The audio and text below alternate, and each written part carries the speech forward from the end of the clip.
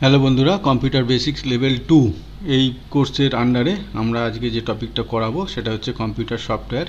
এর আগে তোমরা দেখেছো অনেক কটাই টপিক হয়ে গেছে। আমরা লেভেল 1-এ যে টপিকগুলো করাচ্ছিলাম তার সেগুলোর পরে ঠিক পরবর্তী স্টেজে লেভেল 2 যেটা আমরা শুরু করেছি আজকে নিয়ে 11th এপিসোড হবে।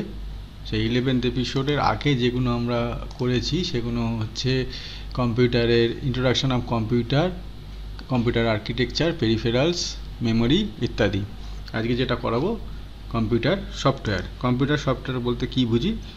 Computer software a collection of computer programs and related data that provides instruction and the way to computer to do its function properly। মানে কম্পিউটার সফটওয়্যার অনেকগুলো কম্পিউটার প্রোগ্রাম নিয়ে একটা কম্পিউটার সফটওয়্যার তৈরি হয় বা